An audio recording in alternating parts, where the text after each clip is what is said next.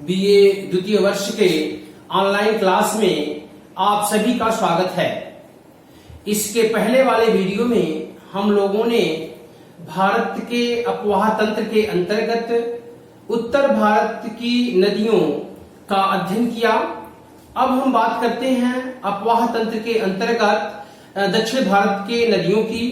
तो एक ओर जहां उत्तर भारत की नदियां बारहमासी हैं, वहीं दक्षिण भारत की नदियां बारहमासी नहीं हैं। बरसात के मौसम में तो उनमें पानी रहता है, पर गर्मी एवं जाड़े के महीने में उनमें पानी का अभाव होता है। दक्षिण भारत की नदियां प्रायः प्रायद्वीपीय पठार से निकलती हैं और कुछ पूरब की ओर तो कुछ पश्चिम की ओर प्रवाहित होती हैं। दक्षिण भारत में प्रवाहित होने वाली नदियों में सबसे पहले हम बात करते हैं महानदी की। मध्य प्रदेश के अमरकंटक के दक्षिण में सिंघवा से निकलती है। संभलपुर के निकट यह नदी बृहदाकार हो जाती है और कटक के समीप बंगाल की खाड़ी में गिरने से पूर्व इसमें अनेक सहायक नदियां मिल जाती हैं। महानदी की लंबाई 890 किलोमीटर है और इसका जलग्रहण क्षेत्र 1,32,090 वर्ग किलोमीटर है, जिनमें से लगभग 53% छत्तीसगढ़ में और 46% उड़ीसा में है। इसे उड़ीसा का शोक कहते हैं। इस पर हीराकुंड बांध बनाया गया है। अब हम बात करते हैं गोदावरी नदी की। यह नदी प्रायद्वीपीय नदियों में सबसे बड़ी तथा भारत की सभी नदियों में दूसरी सबसे बड़ी नदी है। यह नदी महाराष्ट्र के नासिक जिले में सह्याद्री श्रेणी के पूरब में 1067 मीटर की ऊंचाई पर अवस्थित त्र्यंबक नामक स्थान से निकलती है। प्राणहिता, इंद्रावती, शबरी, मंजरा, पेनगंगा, वर्धा, वेनगंगा, ताल, मूला और बतौरा इसकी सहायक नदियां हैं। गोदावरी नदी की कुल लंबाई 1465 किलोमीटर है। अब हम बात करते हैं कृष्णा नदी की। यह नदी प्रायद्वीपीय भारत में पूरब की ओर प्रवाहित होने वाली दूसरी सबसे बड़ी नदी है। इसका उद्गम महाराष्ट्र में पश्चिमी घाट में 1327 मीटर की ऊंचाई पर स्थित महाबालेश्वर से होता है। कृष्णा की 10 प्रमुख सहायक नदियां हैं, जिनमें कोयना, मालप्रभा, घाटप्रभा, वरना, मुंची, पंचगंगा और दूधगंगा प्रमुख हैं। मुसलीपट्टम के समीप कृष्णा नदी समुद्र में विलीन हो जाती है। कृष्णा नदी की लंबाई 1290 किलोमीटर है। अब हम बात करते हैं कावेरी नदी की। तो कावेरी नदी को दक्षिण भारत की गंगा कहते हैं। कर्नाटक राज्य के कुर्ग जिले में मैकारा के निकट सह्याद्री की ब्रह्मगिरी पहाड़ी से कावेरी नदी का उद्गम होता है। मैसूर में यह बहुत पतली नदी है। तमिलनाडु में प्रविष्ट होने के पूर्व इसका नाम मेकाडाटू, थंडम, कावेरी आदि है। समुद्र में गिरने से पूर्व कावेरी नदी विशाल डेल्टा का निर्माण करती है। इस डेल्टा का 55% भाग तमिलनाडु में 41% भाग कर्नाटक में और 3% भाग केरल में पड़ता है। कावेरी नदी की कुल लंबाई लगभग 805 किलोमीटर है। कावेरी नदी के प्रवाह मार्ग में 2 बड़े जलप्रपातों का निर्माण होता है। ये 2 जलप्रपात शिवासमुद्रम और होकल नागल है। अब हम बात करते हैं तुंगभद्रा नदी की।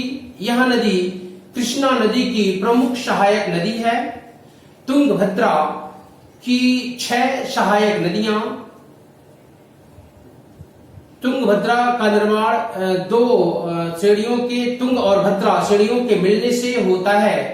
दोनों ही श्रेणियों का उद्गम स्थल कर्नाटक के चिकमंगलूर जिले में पश्चिमी घाट में 1200 मीटर की ऊंचाई पर स्थित गंगा मूल है। तुंगभद्रा एक पृथक नदी के रूप में 645 किलोमीटर तक प्रवाहित होती है। अब हम बात करते हैं स्वर्णरेखा नदी की। इस नदी का उद्गम बिहार के छोटा नागपुर पठार पर स्थित रांची के दक्षिण पश्चिम से होता है।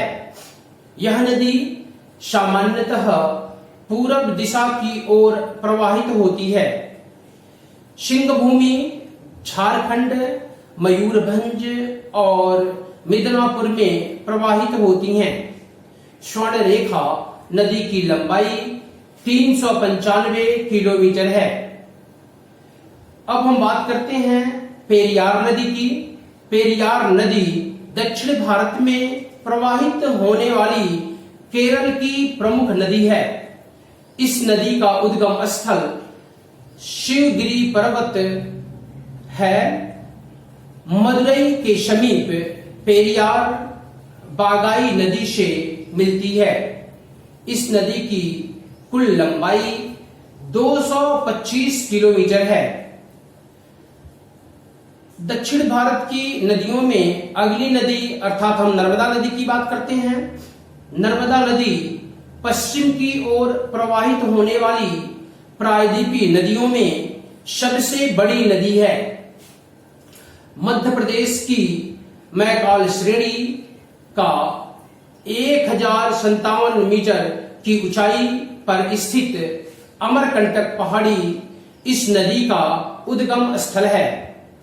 भौगोलिक दृष्टि से यह दक्षिणी भारत नदी है, परंतु इसे उत्तर भारत और दक्षिण भारत को विभाजन करने वाली रेखा माना जाता है। कपिल धारा में यह 25 मीटर की ऊंचाई से गिरती है। यहाँ संगमरमर की पहाड़ियों पर जबलपुर के समीप धुआंधार नामक जलप्रपात का निर्माण करती हैं। यह नदी भ्रंश घाटी में प्रवाहित होकर अरब सागर में ज्वार नद मुख बनाती हैं। 1312 किलोमीटर की दूरी तय करने के बाद नर्मदा गुजरात में भड़ौच के निकट कैम्बे की घाटी में मिल जाती है। महाभारत में इस नदी को रेवा कहा गया है। अब हम बात करते हैं ताप्ती नदी की। इसे तापीय नदी भी कहा जाता है। यह नदी मध्य प्रदेश के बैतूल जिले के मुल्ताई में सतपुड़ा की पहाड़ी से निकलती है। सूरत के समीप ज्वार नदमुख का निर्माण करने के बाद यह नदी खंभात की खाड़ी में गिर जाती है। ताप्ती नदी की लंबाई 724 किलोमीटर है। यह उत्तर में सतपुड़ा श्रेणी तथा दक्षिण में अजंता श्रेणी के मध्य स्थित भ्रंश घाटी में प्रवाहित होती है। अगली नदी लूनी नदी है। इसका उद्गम राजस्थान के अजमेर जिले के दक्षिण पश्चिम में स्थित अरावली में आना सागर से होता है। लूनी नदी 330 किलोमीटर लंबी है। अब हम बात करते हैं साबरमती नदी की। साबरमती नदी राजस्थान राज्य के उदयपुर जिले में जैसमंद झील से इसका उद्गम होता है। इदार और महीकंठ से आने वाली साबर और हाथमती इसकी प्रमुख सहायक नदियां हैं। साबरमती की कुल लंबाई 330 किलोमीटर है। यह नदी खंबात की खाड़ी में विलीन हो जाती है। दक्षिण भारत की जो सबसे अंतिम नदी है वो माही नदी है। माही नदी का उद्गम मध्य प्रदेश के बैतूल जिले से होता है। धार, रतलाम और गुजरात में प्रवाहित होती हुई यह नदी खंभात की खाड़ी में समाहित हो जाती है। यह नदी 560 किलोमीटर लंबी है। तो ये जितने भी नदी थी ये सभी अपवाह तंत्र दक्षिण भारत की नदियों के अंतर्गत आता है। आज के लिए इस वीडियो में इतना ही। धन्यवाद।